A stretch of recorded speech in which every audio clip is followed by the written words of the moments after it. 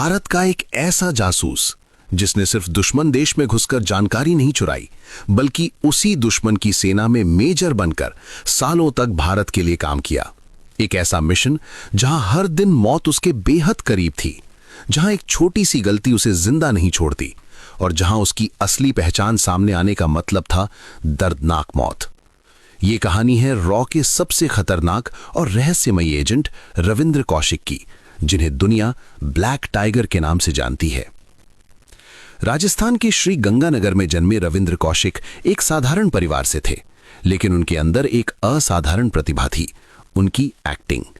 बचपन से ही वो मंच पर अलग नजर आते थे। किरदार में पूरी तरह उतर जाना उनकी खासियत थी। कॉलेज के दिनों में उन्होंने कई नाटकों में हिस्सा लिया और हर बार दर्शकों को हैरान कर दिया। कहा जाता है कि एक देशभक्ति नाटक के दौरान उनकी परफॉर्मेंस इतनी वास्तविक लगी कि दर्शकों में बैठे कुछ लोग उन्हें ध्यान से देखने लगे। ये कोई आम दर्शक नहीं थे, ये थे रॉ के अधिकारी। उस दिन के बाद रविंद्र कौशिक की जिंदगी हमेशा के लिए बदल गई।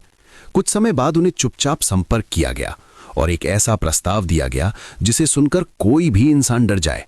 अपने देश के लिए जासूस बनना, दुश्मन देश में घुसकर काम करना और अपनी पहचान हमेशा के लिए खो देना, ये सिर्फ एक नौकरी नहीं थी, ये एक ऐसा फैसला था जिसमें वापसी का कोई रास्ता नहीं था।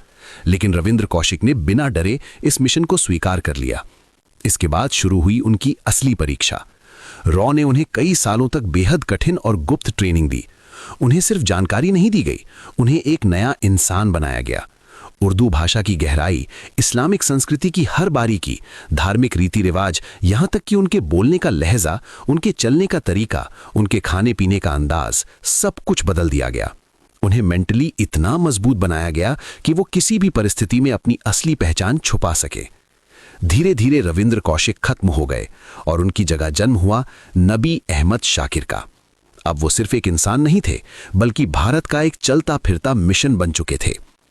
कुछ सालों बाद उन्हें पाकिस्तान भेजा गया, एक ऐसे देश में जहां हर कदम पर खतरा था, जहां हर नजर शक भरी थी और जहां एक छोटी सी गलती का मतलब था मौत। शुरुआत में उन्होंने वहां आम जिंदगी जी, पढ़ाई की, लॉ की डिग्री हासिल की और धीरे धीरे समाज में अपनी जगह बनाई। लेकिन उनका असली लक्ष्य इससे कहीं बड़ा था। उन्होंने एक ऐसा फैसला लिया जो किसी भी जासूस के लिए सबसे खतरनाक माना जाता है, दुश्मन की सेना में घुसना। पाकिस्तान आर्मी में भर्ती होना आसान नहीं था। हर व्यक्ति की गहराई से जांच होती थी, उसकी पृष्ठभूमि, उसका व्यवहार, उसका धर्म, सब कुछ परखा जाता था। लेकिन रविंद्र कौशिक की ट्रेनिंग इतनी परफेक्ट थी कि वो हर जांच में सफल रहे। और फिर वो दिन आया जब एक भारतीय जासूस पाकिस्तान आर्मी का हिस्सा बन गया। लेकिन कहानी यहीं खत्म नहीं हुई, असली कहानी तो अब शुरू हुई थी। अपनी मेहनत, अनुशासन और तेज दिमाग के दम पर वो धीरे धीरे रैंक में ऊपर बढ़ते गए और अंत में वो बन गए मेजर। सोचिए, एक भारतीय दुश्मन देश की सेना में मेजर। ये सिर्फ जासूसी नहीं थी, ये इतिहास था। अब उनके पास वो पहुंच थी जहां से पाकिस्तान की सैन्य रणनीति, ऑपरेशन प्लान, गुप्त मिशन और खुफिया जानकारियों तक सीधी पहुंच मिलती थी। वो हर महत्वपूर्ण जानकारी भारत भेजते रहे, ऐसी जानकारी जिसने कई बार भारत को बड़े हमलों से बचाया और युद्ध के समय भारत को रणनीतिक बढ़त दिलाई। उनके योगदान की वजह से भारत की सुरक्षा मजबूत हुई और कई जिंदगियां बची, लेकिन उनका नाम कहीं दर्ज नहीं हुआ। उनकी इस बहादुरी और योगदान को देखते हुए उस समय की प्रधानमंत्री इंदिरा गांधी ने उन्हें खास नाम दिया, ब्लैक टाइगर। ये नाम सिर्फ एक पहचान नहीं था, ये उनके साहस का प्रतीक था। लेकिन हर मिशन में एक ऐसा मोड़ आता है जहां सब कुछ बदल जाता है, और यही मोड़ इस कहानी में भी आया। रॉ ने अपने नेटवर्क को और मजबूत करने के लिए एक और एजेंट भेजा, इनायत मसीहा।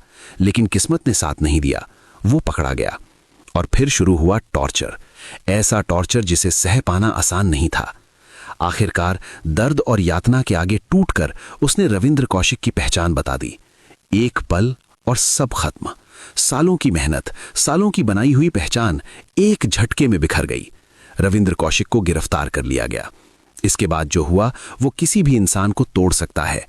उन्हें अमानवीय यातनाएं दी गईं, शारीरिक, मानसिक, हर तरह से उन्हें तोड़ने की कोशिश की गई, लेकिन उन्होंने लंबे समय तक अपने देश के रहस्यों को सुरक्षित रखा।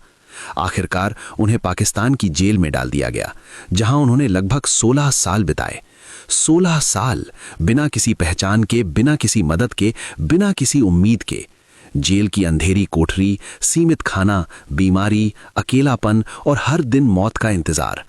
उन्होंने अपने परिवार को एक चिट्ठी लिखी थी जिसमें उनके दर्द की झलक साफ दिखाई देती है।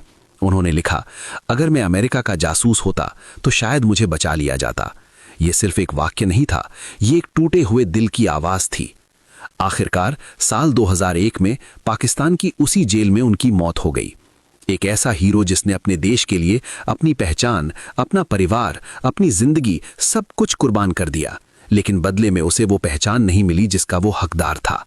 ये कहानी सिर्फ एक जासूस की नहीं है, ये कहानी है उस बलिदान की जो बिना नाम और बिना पहचान के दिया जाता है। ये कहानी है उन अनजान हीरोज की जो अंधेरे में रहकर देश की रक्षा करते हैं और इतिहास में कहीं खो जाते हैं। जब भी हम देश की सुरक्षा की बात करते हैं तो हमें याद रखना चाहिए कि कहीं न कहीं कोई रविंद्र कौशिक आज भी अपने देश के लिए सब कुछ दांव पर लगाए बैठा है।